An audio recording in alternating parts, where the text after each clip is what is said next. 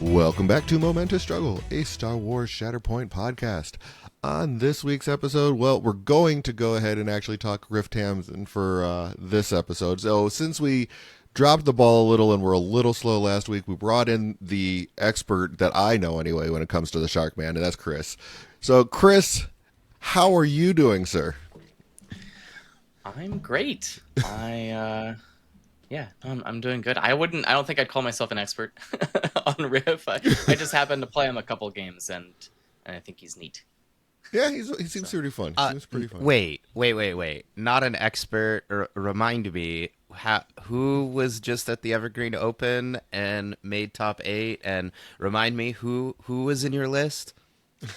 I was there, and Riff was in my list. But I mean, there's a lot of really cool stuff happening, and I didn't get to do as many cool things with Riff as things that are happening at Nova, for example. Like Yeah. a lot of really fantastic players are doing really well with Riff, which is pretty cool. Yeah, I think there's at least 2 lists at Nova with him in the top 8. And actually, they both made top 4. So with Duncan and Scott Evil Houdini are both in the top 4. I know. Well, Duncan's moving on actually to the finals because he just won his match playing a all separatist list, kind of, sort of, maybe like all separatist and Kit Fisto for the aquatics thing. So yeah, it's an interesting list for sure. Well, we'll see how it goes. I mean, what about there's also the all rebels, and then randomly Riff Tamson shows up. I mean, there's some you're right. There's a couple of interesting things here, and like crosshairs in that list. What's going on, Evil Houdini? My brain is hurting. I have thoughts on that. That part is like actually my favorite part and makes me want to play that list because of Crosshair. First of all, Crosshair's fantastic. If only we had a primary version. But like, if you put him underneath the shark, you can do really cool things in it, and it's interesting with how that works. Yeah, and that's looks like exactly what he did. So like it's Riff with Crosshair and Weequay priors, which I mean I think you're kind of just definitely leaning into the scoundrel tag there more than anything else, which makes a lot of sense. Like, and I think that's well, and we'll jump into it, but I think that's probably the spot for him for sure. So, well, let's jump into like what everybody's been up to. Chris, I know I've seen you at the game store quite a bit this week, so I know you've been playing some games. What have you been up to, man?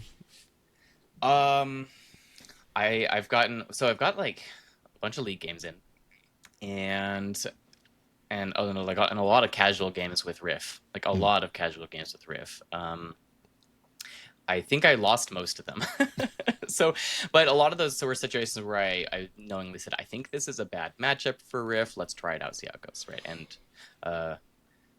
some of those things that I thought were true, some things were not as true, and I had some really good games. So, like this last week, for example, let's see, I don't even know if I can remember everybody that I played. I played practice games versus Nick Ryder. I played a game versus Silver Lining for the first time ever, by the way. Like, we finally got a game together, and that was a lot of fun. That was just yesterday, but we played. He played Mace and Obi, and I played the Riff Mando box that I've been enjoying. Really pretty close game. So he did end up taking it in the end. So Republic gets a W. Boo. Alec, in our league game, Alec demolished me with Delta and Hunter. Yeah. And that was I was really depressed. I was like, time to go home. That's the first time I think I left the weekly night after just a game and left while a bunch of other people were playing, just because I was like, I'm grumpy. I don't think people want to be around me right now. My Mando got one shot like 3 times. Yeah. Basically, it was like at the end of the deck, Mando dies. Shatterpoint Mando. The next card that he draws, Mando dies. I play Mando. The next card he draws, Mando dies. And I was like, how is this possible? Right. Right. Yeah.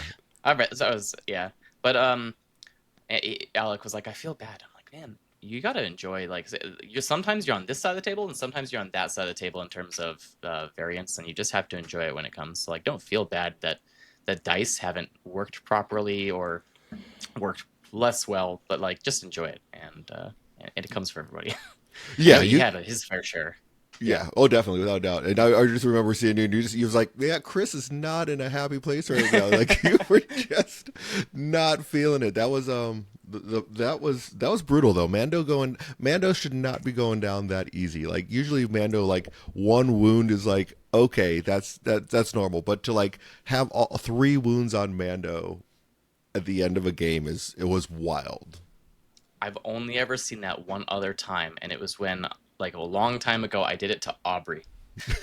I don't know if you remember that, Aubrey, but it was in Mr. E's tournament, and and I had Anakin, right, and you dove Mando to the back of the line where Anakin was, and that was when Ars had exposed. So I like, and you were like, Mando was gonna leave the table. I remember this was like in so many episodes back, but Yeah, if nothing else, you're making me feel a little bit better that I'm not the only one that had that experience because after last weekend where like I had 7 crits rolled against me in one roll, and then like I had a game where like everyone was down by the end, like there was like 7 wounds floating around. The whole thing I talked about with like revenge triggers and why I don't know. I know I'm the only one saying this, but I feel like PLC might just be better than Kanan after watching like the Rebel Commandos and Baze and Chirrut go down over and over, and Kanan just going, I can't do anything about that. I can't do anything about that. And then the other two wounds were himself. So even though he got his shot off, he was like wounded. So like him getting back on the point wasn't gonna do anything, which I know would be true of Leia too. But bottom line, the focus. Sorry, I know I'm just throwing hot takes out here, but the bottom line is like thanks for making me feel better, Chris, because sometimes I feel like I'm the only one that kind of nonsense happens to. anytime, buddy. That's what you're here for. Thanks. We brought you on to make Aubrey feel good. Give him that warm fuzzy. So, Aubrey, have you been able to get any games or anything in, or any hobbying or anything? Oh, this has been the week of I was going to get a bunch of hobbying done. I said to myself at the beginning of this week, to the point where I left all my paint and all my hobby stuff out on the table, you know, mildly irritating the fiance with my pile of stuff. And I'm like, no. After I do everything, I'm going to come home and I'm going to paint. Yeah, 4-5 days later, I haven't done anything this week because every time I came home, something was going on, or the kids needed to talk to me about something, or I had something that came up during the day that didn't get done. And yeah, so I'm gonna live vicariously through the two of you. I'm glad you're having fun because I did a bunch of 3D printing, so much so that I think I need to do maintenance on the machine again, which is normally once every 3 months, but I've been printing nonstop trying to get us a few more tables for LVO, and now it's like acting funny again. And I don't know, it could be the temperature or the weather, or it could be that I was printing nonstop for like a week and a half straight. So that's all I got for you. Yeah, no, makes sense. Makes sense. I mean, like, especially because we got Smite Club next week, and then like 4 weeks from then we have LVO coming up. So it's like we're kind of in crunch time, getting ready for everything. I will say this for all the UTOs out there: when you get your GT prize support boxes, just double check that everything was packed properly, because I'm waiting for something for the MCP side from AMG. Hopefully it gets here for before the thing starts. But if you are TOing any of those, please double check your boxes just to make sure that, because accidents happen. Make sure you're getting those out there, because like we're I think 6 days away, and I'm still waiting on something for MCP. So we'll see what happens. I know at Evergreen the foil Shakti wasn't in the support, and Omnis was like really kind of upset for everybody else, like because he loves Shakti, right? So the no Shakti in the thing, he was like you email AMG right now, tell them that they missed out on the cards. So well, yeah, I mean, because Shakti's kind of like the big one of the probably like out of all of the top 8 cards that are there, I think the Shock T is probably like the one that gets played the most. So yeah, I can see kind of like a little disappointment there. So no, it's like I said, sometimes those happen. So definitely, I know that we got a couple of a couple of events coming out. So hopefully everyone's just double checking that quality control like got everything out. So your own quality control for sure. So but yeah, as far as me, I have not really gotten any games and been just trying to, like I said, it's more been prep for the two different conventions that are coming up, Smite and of course LVO. Just trying to get some painting done as much as I can. Still doing the painting project for our new player that has me doing his core box for him. So that's kind of what I've been up to. Just busy getting ready for all of that. So I'm excited for Smite Club though, because that's next weekend.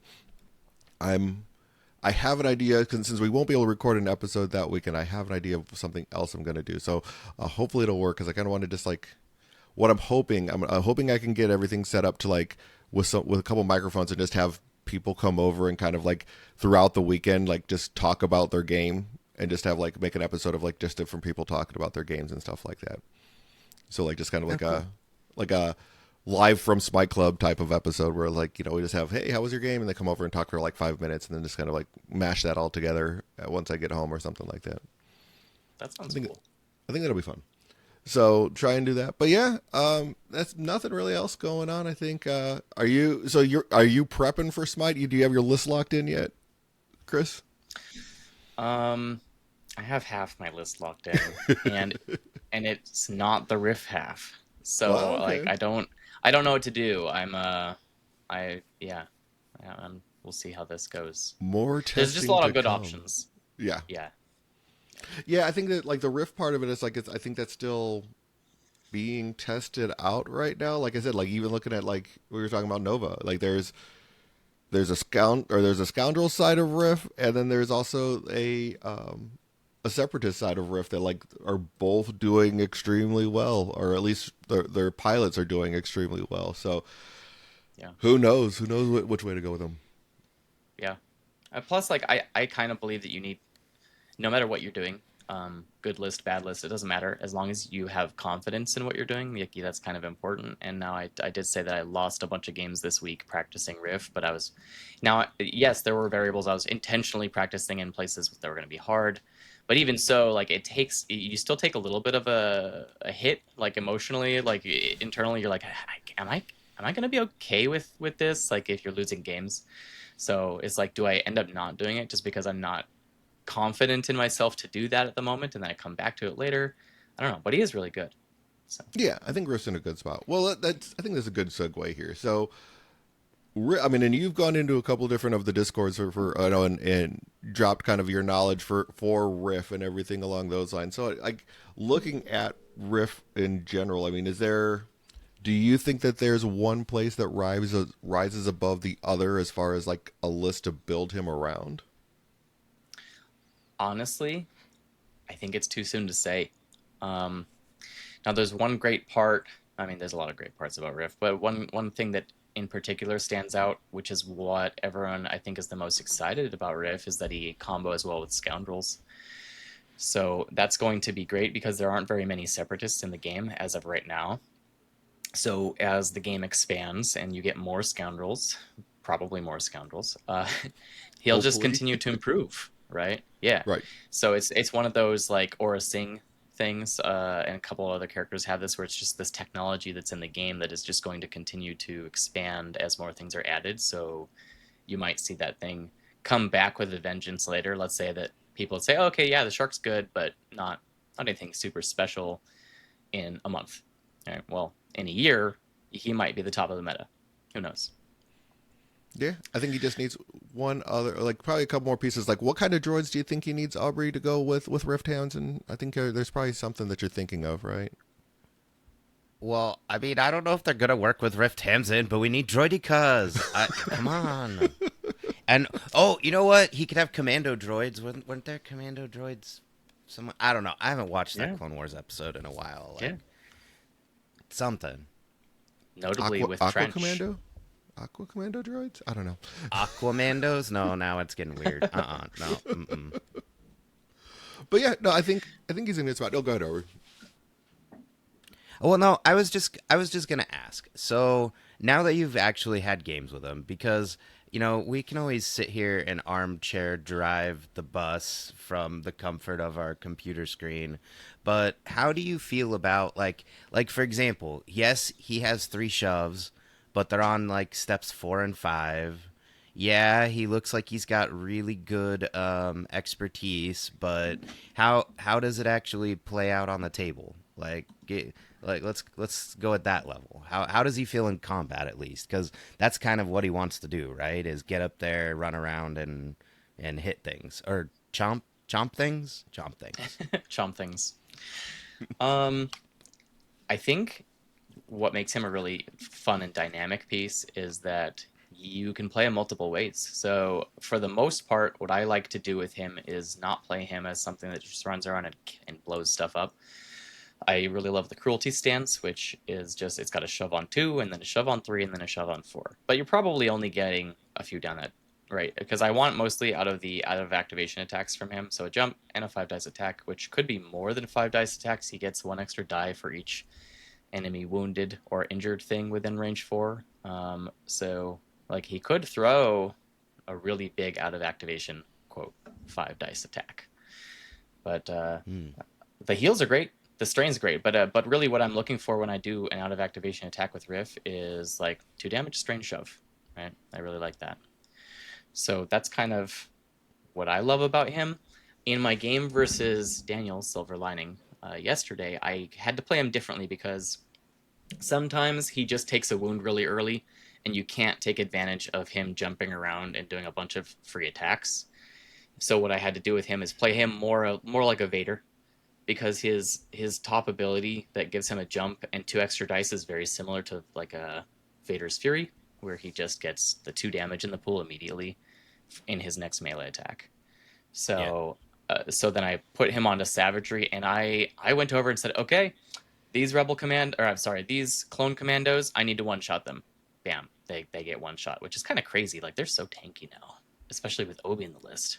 And then subsequently, then the very next turn, I did basically another Rift play where I went and one-shot the ARF troopers. It's like, okay, well, that's not how I like to play him, but that is how you can play him if you just need a bunch of damage. I prefer to play him more like control, and his expertise is really good. If you look at his cruelty stance with his melee, it looks very similar to some of the new primaries that we're seeing, like the Kiadi expertise, right? Where it's just like, or the Fulcrum, where it's just like pumping out a ton of hits. I love the hits. I don't know. There's something like the other side has crits, which is great. We all love crits, but there's something about just saying, "Ooh, look, I got 9 hits on this attack because of how the expertise worked out." It feels so good.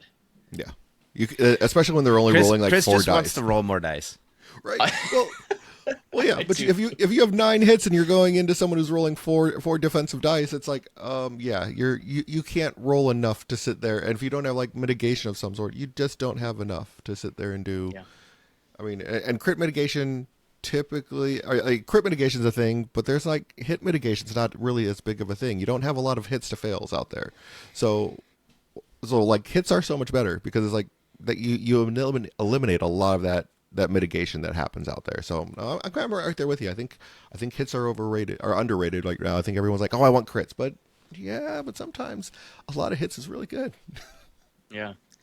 Yeah, and I'm seeing a trend where these stances that have all these hits, like at least for Riff and at least for Boss, he'll have really high hits on the expertise, but like 1 less die on that side of the stance as opposed to the other side. But there's ways to buff your dice counts, especially with Riff, so you're going to end up getting a lot of dice. So it does really cool stuff. And then the heals in there are really fun. Riff kind of ends up for me playing like an unlocked version of Cad Bane, because Cad Bane, right, you get that ability where you can pay a force after you make an attack with anybody, and if he's not in range 4 of the target, he can then jump towards that target, right? Yeah. But if he is range 4 of the target, then he just gets to ping 2 damage in, all contingent on the fact that he's not engaged with any enemies. Rift doesn't have that. He just gets to jump always when you make a combat action with supports that are the right tags, which is a lot of tags in the game right now. So yeah, separatists and scoundrels. It's enough tags, I guess. But Yeah, But yeah, I I mean, mean, but he One can of them jump is enough. anywhere. Yeah, he does. He can jump anywhere. He does have to hit the thing that was targeted, but sometimes you just want the jump. So it kind of ends up being a, hey, I'm going to move my primary out of activation. He got shoved off the elevation of the objective, but now he's jumping back up, even if he isn't getting to effect in combat. That can swing from across the map. Let's say you're playing sabotage, and you have a body, but you don't have the objective on the side with Riff because he got knocked down off the elevation or something. And then on the other side, you're making a combat action with supports, and then Riff gets to jump back up and you swing 2 points. That's pretty cool. yeah. I mean, and it is. I mean, especially if he doesn't have a wound on him, because it's like it's a zero force Yeah. reactive. So like the early game, you can really get him where you need him to be. So I think it's definitely awesome. I mean, because you really want to be going with your supports early in the game anyway. So I mean, that just moves him up the board, even if you're not doing an attack. Like if you have an early support activation, it's like, okay, well, I'll just jump him forward, and now he's basically going to be able to get on your back line if you want him in the back line, or take one of those back points or something along those lines. Yeah.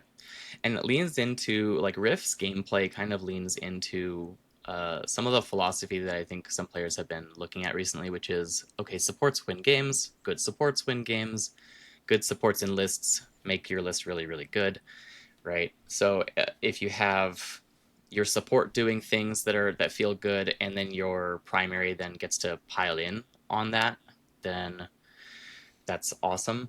Um, and Riff kind of gives you that. He's like, cool, you're going to have good supports. You're going to want to Shatterpoint your supports and just put 3 cards into your supports all game long.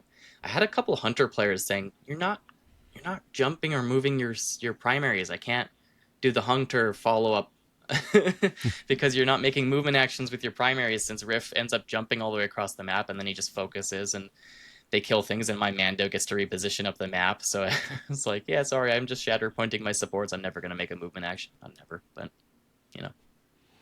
Yep, I think Aubrey liked that. That actually seems really cool. Like after hearing you say all of that out loud, I'm like, whoa, that's I like it. I like it. I didn't even think of just using the jump as a reactive. Like, I'm just gonna move. I'm just gonna move. I don't know. Blood in the water. I'm like, but I don't get to kill anything. Yeah, like I said, there's two types of people, Aubrey. No. So there's definitely two different ways that you could play him, and I just really enjoy that he can jump, and I think some other players really enjoy the way that Cad Bane can jump around the map, because that's just a really cool thing to get your primary moving from a support. How many supports can move a primary? I don't think it's not very many. Not many. Mm-mm. So that's really cool. Like it's almost like an upside down version of out of activation, because like normally it's the other way around. Like your primaries get to move other things, and this way it's like, my supports are now moving my primaries.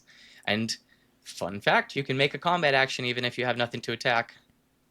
Yeah, He just says you have to make a combat action. So if your Magna Guards turn 1, I don't know, let's say they're where you want them for some reason, you could just make a combat action hitting nothing, and then Rift jumps.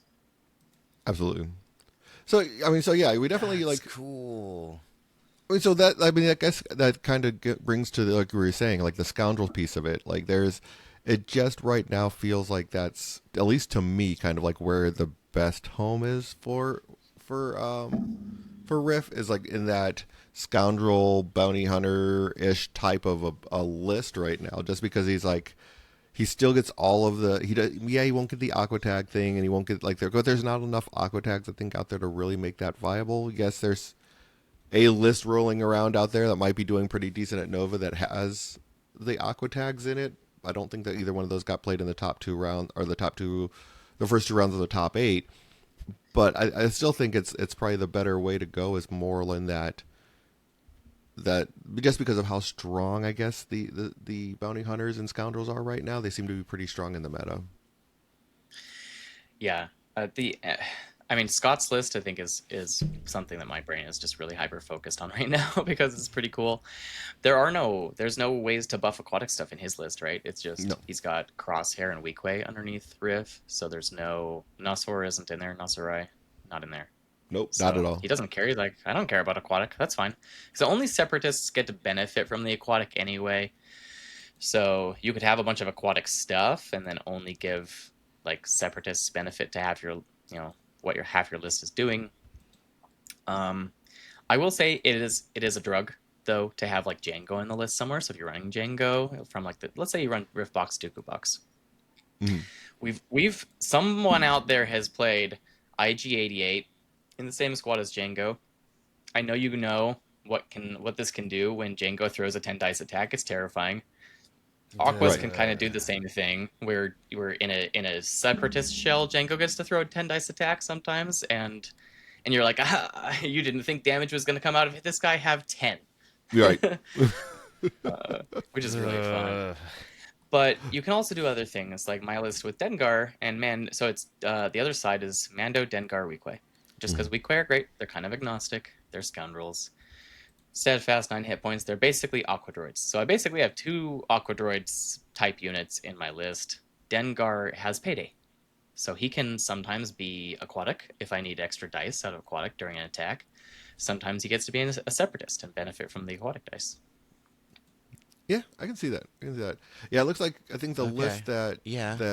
Scott is doing is like it's got to be the with, so it's Riff, Crosshair, secondary Crosshair, and Weequay Pirates. Then with Cassian, Ezra, and Baze and Chirrut, because Baze and Chirrut are scoundrels.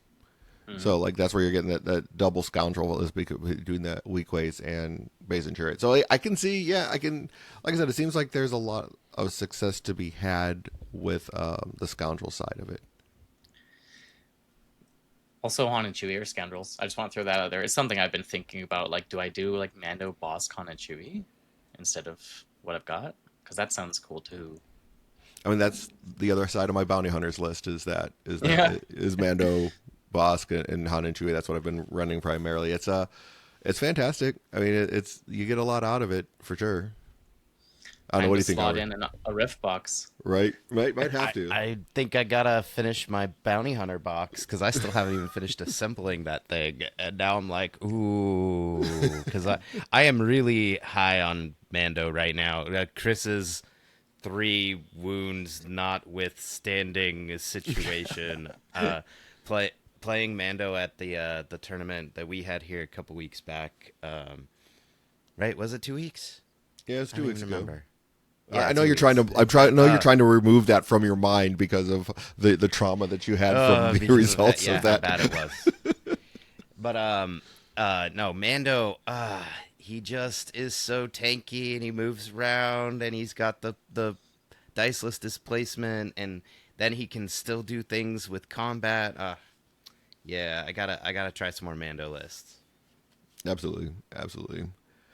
All right. Well, I don't know, Chris. I mean, so it sounds like you're definitely leaning towards the scoundrel side. I mean, for some people that are like going, but I want to play separatist. I want to play separatist. Do you think there's an optimal separatist list out there for him? I mean, Yeah, yeah, I do. I do. okay. I think that Riff plays pretty well with Dooku. It's just you have to figure out more so what you want to play against. Because if you play against the wrong things with Dooku, you can have a really unpleasant experience sometimes. So if you love Dooku and you are ready to pilot Dooku into the meta that we have now, then I think that could be really, really strong. Also, if you go with Grievous, there's a really killy Riff Grievous list out there. I mean, there's a few killy Grievous lists out there, right? Where you just have a bunch of droids and they're just running around murdering everything, but it's kind of a double-edged sword because droids are really squishy, so everybody dies and you just put your hands up in the air and say, I may die, but so will you. Yeah. And now I just happen to not need an aggro component in my list, so I didn't run that. But Riff Grievous is definitely a thing you can do.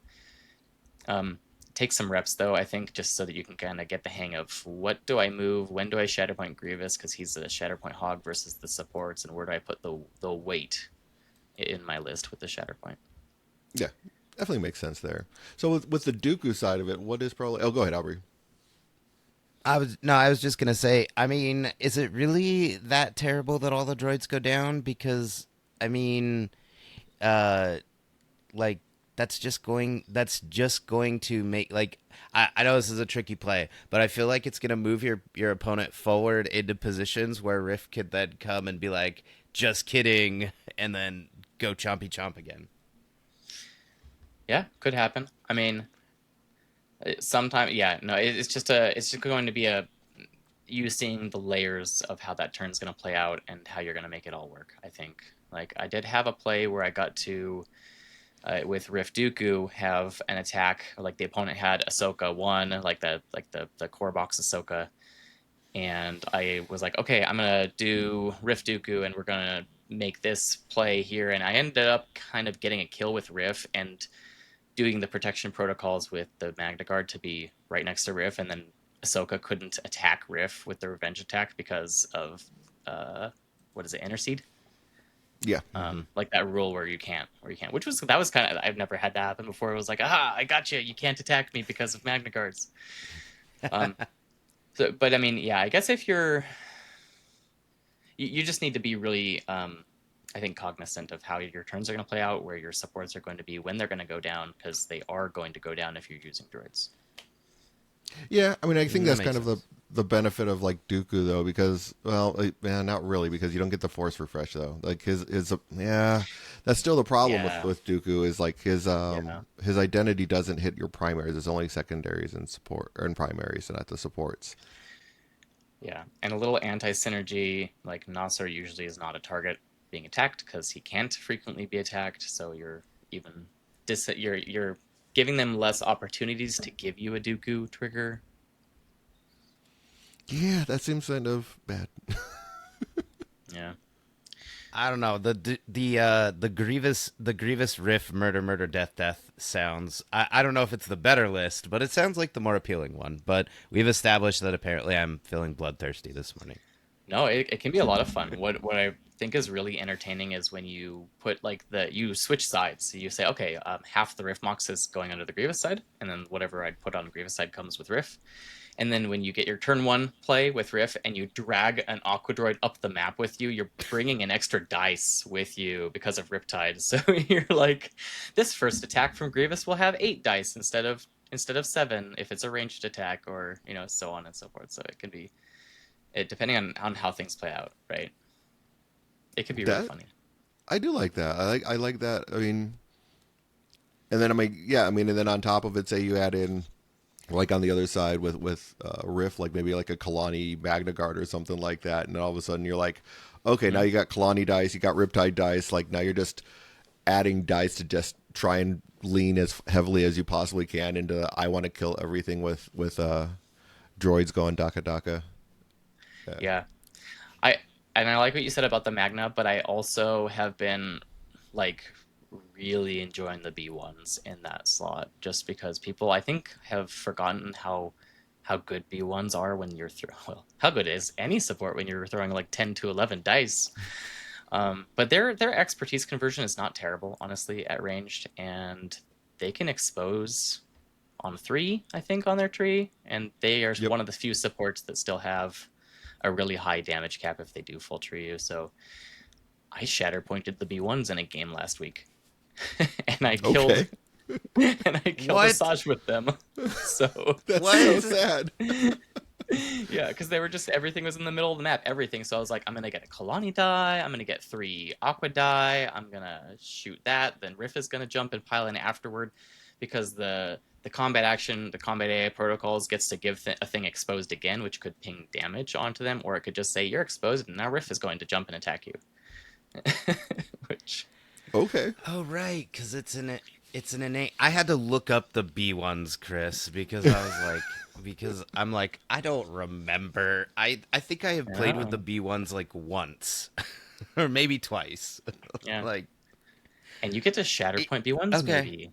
Yeah, so that you get that moment where they're just gonna be like, now I'm in charge, and you're gonna shatter them, and your Riff is gonna take the lead. Yeah, I mean, if you're rolling, the B1s have a shove, but Savage doesn't. It's on 4. Well, how is a B1 shoving anybody? Well, there's 3 of them, so like basically, it's like one of them kind of just falls forward and pushes them back. they're endless. Okay. Okay, all right, sure. But yeah, I Cover mean, fire. I can see that. I mean, if you get them, if you're just giving them extra dice, all of a sudden full tree, that's like what, 8 damage if you full tree with them. Yeah, and it That's can pretty happen. gross. That's pretty Yeah, and if you gross. have, like, and even the secondary super tactical droids, those guys put out a lot of hurt. Kalani can do 9 damage on tree, Mm. I think. Yeah, I think so. Um, and so if you get Kalani throwing like 10 dice, well, Starts to something's get dying. yeah, it starts to get pretty brutal there for sure. I mean, it's like, I mean, and then of course, if Kalani's going full tree, that means he's also getting the the tactical network and doing other attacks. I mean, it's like it still is great. I think there's, and like we were talking before the cast, I think there's a place for those aggro lists to kind of like maybe sneak in a little bit here and there for the current meta. Everyone's so focused on like the Cassian's list and everything like that that maybe sometimes you just need to choose violence, and that's okay. That's what I'm saying. Murder, You murder, just death, didn't get death, Roger, Roger. the panda just didn't get enough sleep last night, so he's like in a cranky mood. That's I think what it is. On the Momentous struggle, sure, Todd has the red lightsaber and Aubrey has the blue lightsaber. That's not the vibe I'm getting right now, Aubrey. Remember, I played Maul Talzin in the early days of the game. I can get a little sithy if the Republic isn't holding its end of the bargain. I thought that was just Todd having like that dark side influence over you because he's teaching you at the point how to play Shatterpoint, and he's saying, and because Todd loves that list, so I just figured Aubrey was just the apprentice. Yes. I mean, yes, that is what was. That's also true. That's also what was happening. But no, remember, Chris. I am a recovering tryhard from Magic. If a list is just not winning, I am eventually going to abandon it. Like, sorry, Republic. Like that was an uphill battle for a long time. Yeah. But you played blue, which seems Jedi. I don't know. I don't know. Have you ever had Is it, someone just though? like counter your stuff all the time? You're just like, No. you're a freaking jerk. I want to play my stuff, and they're like, no, you don't get to. It's no, and he smiles about it. Look at him. He's smiling about not letting people play the game. So I know that's what Cassian does. And I do have a tendency to blow everything up like the Death Star. Like that's a thing. Yeah. It's all right. It's all right. Did blue have board wipe? in white, yeah. Oh, I mean in blue white, yeah. Yes. I see. Yep, yeah. Kill everything. Yep, that's what Aubrey does. It's gross.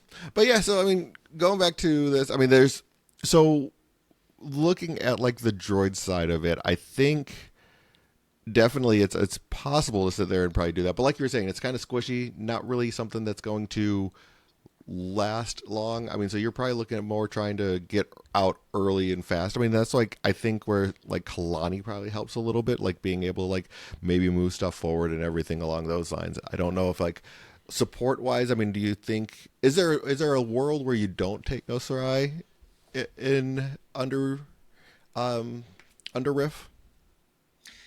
Scott's World. Yeah, but I mean, you're talking about with droids. So, yeah, sure. I like you could do, like, let's say you wanted to do Grievous and Riff. Yeah, you could do like B2s and B1s, B2s, Kalani. Kraken is still Kraken's great. Like everything about Kraken's kit is just so much better than Kalani's kit, except for the dice thing. Like that's what Kalani has, right? So Right. so like Kraken is kind of like our DTE before DTE existed with that tactic and how that works. And so DTE at home. well, now it's DTE at home. Yeah. I mean, does Um, I guess like the better way to ask that is no Sarai, should no Sarai be stapled to Riff, or is it okay, or is it not an auto include type of a thing? It's not an auto include. I do really like what he does, but it's definitely not an auto include. So you can make Riff work a bunch of different ways without him. Yeah, that opens up other freedoms. If you just love Separatists, then you can toss No Sarai under Dooku and take a 4-cost support with him. There's all sorts of things. So no, I don't think he's an auto include, but I do really like the dice is a good part of Nosor, but I don't think that's actually what makes him really good. What do you think makes him the Oh, list then? what makes him good? Oh, dang it. Jinx, you owe me a Coke, Todd. Right. I really like that he's kind of got that Chopper Lando Bar 2 kind of ability where you can say, all right, I've deployed him on elevation with his objective. Unless you can get all the way back here, you're not touching me. But what I love most about him is actually his tactic, the ability to give either a Separatist or a Scoundrel a dash out of activation. And if they're damaged, they get a reposition. Guess who's damaged if Cassian's in the game? Everybody. After Struggle 1, everybody has a damage probably. Oh, my So, word, yeah. so he's my favorite card to just have ready to go and pull that out of reserve as soon as we get into Struggle 2 versus like a Cassian list and everyone has at least 1 damage, and then I can reposition somebody around the map and then move Nosor Rai to an objective or something like that. People often say, I've been heard a lot recently of, ooh, he just doesn't have good activations. I mean, he's a 3-cost. He's basically Stormtrooper Sergeant, who I don't think anyone is writing home about Stormtrooper Sergeant's activations and how they won the game. No. Stormtrooper Sergeant, when he focuses, throws 8 dice. Nosor gets to throw 8 dice when there's 2 Aquas, and he's usually waiting for a long time to go, so he's probably throwing 8 dice at his target. And you're just looking to get 3 boxes for like a reposition, or 2 boxes for... It is 2 boxes for a shove, isn't it? I don't know. 2 boxes for a shove. I Yeah. told you, not an expert. Yeah. It's two boxes. Yeah. So sure, his activations aren't going to be like super flashy, but when you pull him out of reserve and you get to give Mando a reposition onto an objective at the start of a struggle, or Dengar reposition, because Dengar can't be pinned, remember, right? So, or your weak ways, something like that. That's when his activations get really interesting. So Makes sense. Well, and in this meta, I mean, out of activation movement is so important to keep everybody on points and to get you going. And then the fact that it's a reposition, I mean, I'm just thinking of Delta Squad, where he's like, let me turn everything into bigger movement, and you kind of get this, not quite, but almost similar effect off of No Sarai. So I mean, that seems fine to me. yeah. Definitely. So when you're playing into Riff, I mean, or when you're playing Riff, what is it that you're looking at when you're looking across the table and you just are the matchups that you're absolutely trying to avoid him going into? That's going to probably heavily depend on how you built your list. Okay. For me, since I'm playing, I'm going to steal a term. I'm going to say it's a mid-range list. So when I'm playing a Riff Mando thing, and I'm just saying, okay, I'm not really killy. Like, I can kill if I need to. I'm not really control-y, but my game plan is more control and objective game plan. In my mind, when I'm playing that list, and if I look across the table and I see like Obi-Wan, I'm terrified, because what am I going to do against that? All my stuff wants to be in melee, which, granted, you're not going to get as many Obi dice that way, but I want to shove you. I've got shoves on 2 usually, and my next shove on most of my trees is like a lot further down. So it's like Aquas is the best. It's shoves on 2 and 3. But 2 shoves, how often is that going to work versus I don't know, clones that are steadfast and can come back with a thing. Right. So I'm scared of Obi is the short of answer to that. Unless I can just kill everything, you gotta. That's also, by the way, why I had to play Riff differently versus Silver Lining, is because I was like, okay, he's playing Obi and Mace. I just have to kill a clone in one shot, because if I don't, they're just gonna return. Right. You got they can get rid of the hunkers move. Plus you got the Mace bubble when Mace gets into position. You're just like, okay, this is, even if they don't have a hunker, and they're steadfast, they can have the bubble from somewhere else to have a steadfast. And it's like, so yeah, I can see that definitely not being that. I mean, Yeah. is there stuff where it's like you're automatically dropping it as soon as you see a list on the other side? You're just like, no, I definitely am advantaged here more than somewhere else. At Evergreen, when I looked at Scott's list in the top cut, I thought that I was favored no matter what he played, because he had Kamakin, so Kiadi Anakin, and he had a Cassian Cad Bane list. So it was very clearly a 2x2, and I looked at that and said, okay, I've played enough games to know that I can do well versus Kiadi Anakin, and I think I'm fine versus Cassian. So it's been feeling pretty good against Cassian because you can just do shoves and strains and that kind of game plan. And then the Cad Bane, I was like, that's fine. Everything I have is melee, so I'm probably going to be in Cad Bane's face, and he's going to have a bad time, and he'll be sending sad letters to Shakti saying, why weren't you in my game to help me, because I was engaged and you weren't there. Fair enough. I'm sorry. That image is now in my head.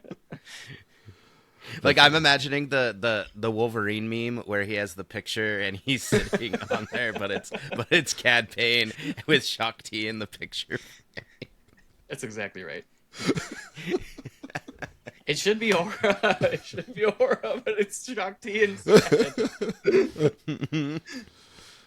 You have the broken, like in the background, the broken picture of Aura while he's holding the other one, like the smashed against the wall or something, because it's like Aura just lets him down. Oh, mercy. I might have just given myself homework for later. That has to be willed into existence. Yep. Too funny. All right. Well, yeah. No, I mean, I think that definitely breaks down Riff a little bit better. I think it's funny because, like I said, that the reason the entire conversation came up was basically last week when you looked at like the Longshanks data. Riff was like just above Veers and nobody else when it came to like the leadership or the overall statistics of it. I mean, I think it's like you were alluding to. I think it's kind of early to really put a to start saying the sky is falling. I mean, I know like Aubrey and I probably kind of learned that a little early in the game's life when it was like, Vader, oh my gosh, Vader's so good, he's broken, they need to nerf him. And it's like, well, you just need to give it time for, everyone to catch up and everything along those lines. And I think there's a little bit of that going on right now where it's like, we just need to give him a chance and everything along those lines. Because, now, like a week later, or maybe it's 2 weeks later now. No, yeah, something like that. A week later. I mean, like, he's not second from the bottom. He's moving up the charts there. He's still only at a 40% overall win rate, but he still only has like 116 games. So it's like it's still early. I think we still just need to give him time. Like I said, you got two really good pilots out there in Scott and Duncan, both playing him at Nova, and I think that's going to be basically it. But breaking news for us anyway, Scott didn't win his match. He lost to Sam Sweeten. So it'll be Sam Sweeten versus Duncan in the finals. Watch out. Ooh, that's going to be an interesting game. Yep. Sam Sweeten, I mean, I don't know. Like, Sam's probably playing revenge there. But yeah, that'll be an interesting match too. I can't wait to kind of see that from the hear about that one for sure. I have to root on Sam. I've been talking with him a lot recently and getting some practice games with him, and so go Sam, you can do it. Yeah, I mean, he's one of the Zions guys, so definitely rooting for the Zions guys. When they're not going up against the Arizona crew, but so since Duncan's not Arizona, we can root for Sam now. We can't adopt all of Utah as Arizona. Well, we've already adopted somebody from Nevada. I mean, we can slowly bring them all in. I mean, it's the four corners. It's the four corners. That's right. All. The four corners clan, right? Isn't it? Plus Nevada. And Nevada. Yeah, four corners and Nevada. Hey, I'm from Nevada. It still counts. But yeah, no, that should be a great game. This is where I think we need to get more people out there streaming these games so we can see some of these amazing games that are going to be happening and stuff like that. So it's I think that's definitely something that needs to happen a little bit more, is get that going and everything like that. Maybe we'll have Aubrey start going remote, just like put him on a plane. All right, Aubrey, make it happen. Yes, with our dozens of Patreon dollars, just send me out as a journalist on the ground going. Yep. Right.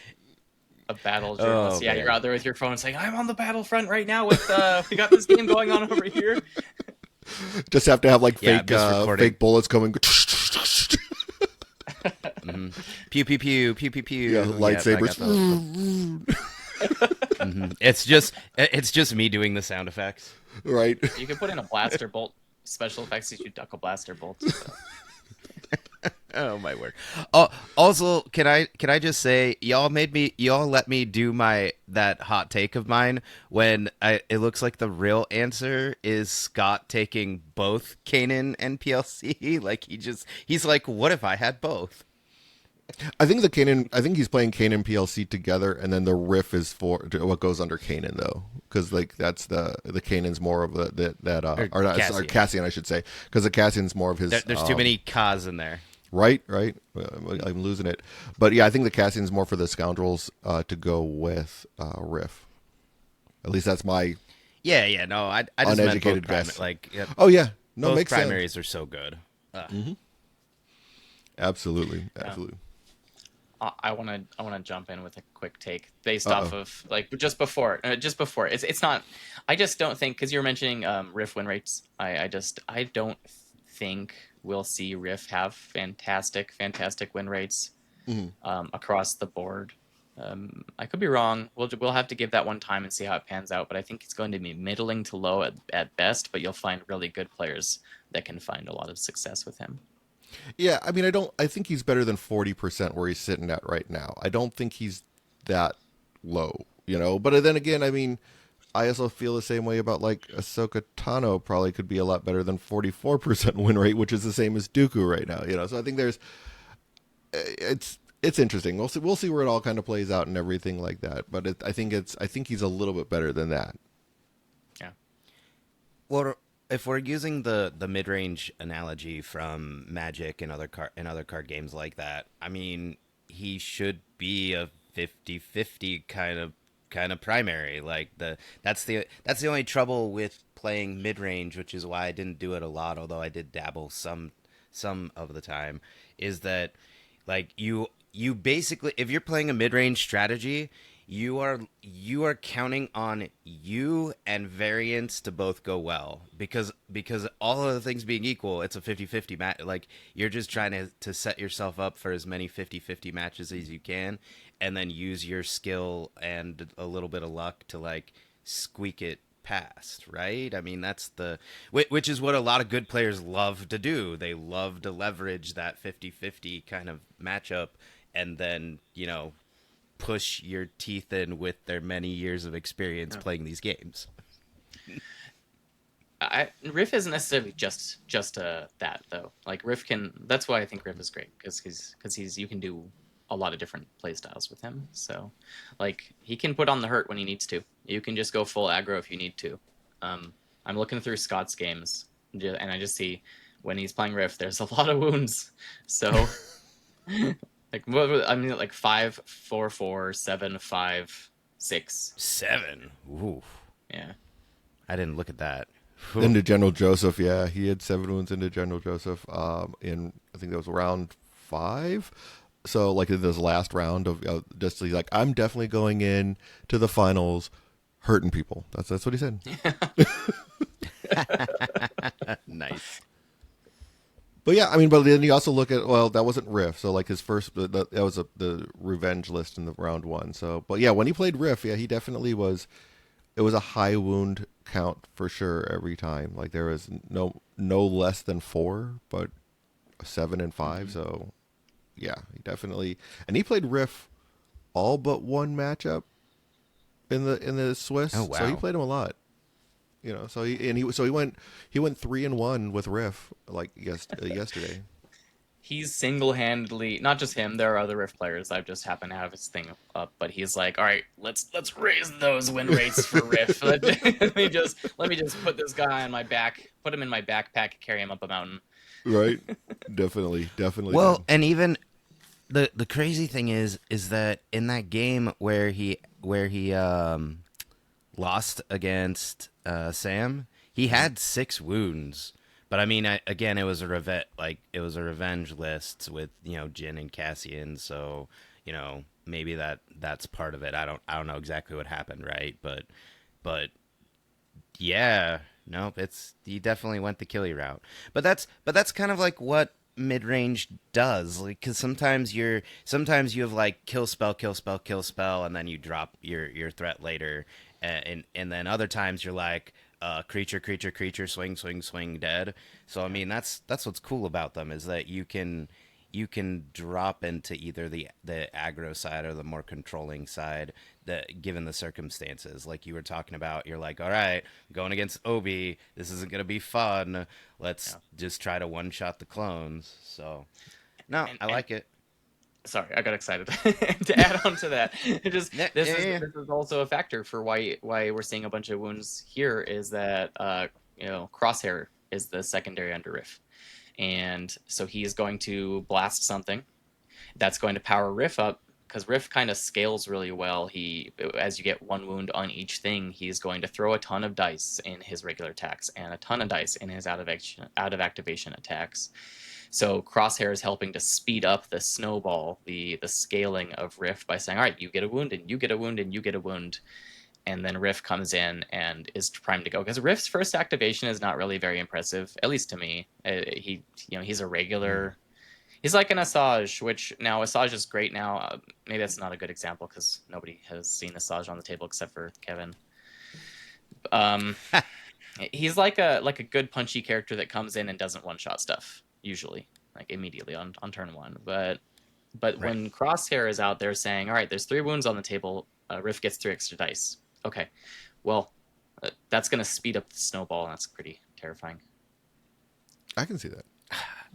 I need to play with Crosshair. I still haven't played with Crosshair all this time. It's I terrible. don't know how you haven't. Like seriously, he is so good. It's like I have and I have the box. He's assembled and everything. He's not painted, but listen, that's all listen, right. Aubrey, you're trying to choose violence today. You're feeling it. Just go ahead, grab Crosshair, throw him in there. Have fun with it. Just have fun with it. Just play the like Obi Bad Batch is always a great list to play. It's always fun. Gee, there's always like all sorts of great things you can do with that and the hunker tokens and just shooting things from far Yeah. range. And if you put him under Riff, just don't think about the lore, okay, Aubrey? Don't think about the lore. Just put your Riff. All right, Crosshair puts his visor down and he says, "I've got orders," and he goes and shoots something. He's not looking at who's behind him. No, I'm not thinking about this. I'm not thinking about this. I'm not thinking about this. Awesome. It's fine. All right, guys. Well, I think we kind of covered Riff about as good as we can. Are there any closing thoughts? I guess I'll start with you, Aubrey. Any closing thoughts on this on the Riff topic? Just that I'm still excited. Like this box, even just existing, makes me happy that we're gonna see more separatist stuff eventually. I'm gonna bring up the Droidicas one more time. Come on, just give them to me, AMG. I need them. But or rather, I don't need them. Chris needs them. I need But them.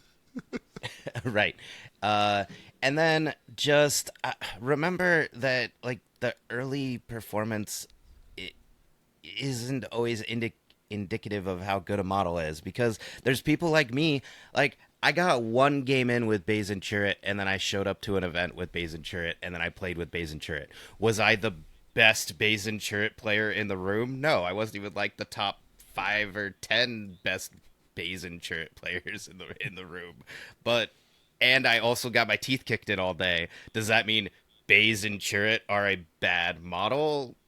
No, no one should say that ever out loud. So we need more data. This is early days. Let's get more data. Now, is it possible the meta isn't right for Riff right now or for separatists? Yeah, I'll let Chris figure that out. But that doesn't mean just be like, oh no, the sky is falling. This model's been out what 2 whole weeks, and he doesn't automatically have a 90% win rate. Okay, what does have a 90% win rate? Calm down, nerds. Fair enough. How about you, Chris? I'm just happy that people are playing Riff in tournaments right now and that he seems to be doing fairly well. So I don't know if that means, hopefully that means that the aquatic gets a splash as he enters the scene because we don't We want aquatics to Hey. hit splashes. Hey. Saw what you did there with the aquatic and the splash. That's right, because if he didn't get a splash, then I would be salty. Oh, yes. Chris, So- you've been hanging out with Todd too much this week. And accuser. so, So- yeah, no, The I'm just dad excited to jokes see are where it strong with goes. this one. For sure. I think that Riff is probably not going to be anybody's on anybody's list as, ooh, that's my favorite thing. I can't wait to play that thing. But he is a ton of fun, and he is rewarding to really, really learn and put in the reps on that one. So Yeah, makes sense. Well, I encourage everybody to get out there and give Riff a chance, because like I think definitely he is a fantastic piece to sit there and play with and give a shot. So definitely don't count him out quite yet. I think he's going to be fun. But to close everything out, as always, I definitely want to thank all of our listeners. You guys are amazing. If you want to support our podcast, you can always do so by becoming a patron, like our friend Chris here, who likes to support us. And even though he finds us obnoxious sometimes, he still likes us a little bit. So, but no, we definitely appreciate all of you guys and all the wonderful the stuff that you guys do for us. You definitely keep us going, keep us doing all the stuff that we do. If you can't become a patron, we definitely understand, but you can definitely support us by rating and reviewing the podcast on whatever platform you're watching us on, or you can definitely just go, if you're watching us on YouTube, like, subscribe, give us a comment in there. I like interacting with everybody, listening and seeing all the comments that you guys leave. It's fantastic. But other than that, as always, thanks for watching, and be careful of that blood in the water. shark bait. Ooh ah. May the force be with you.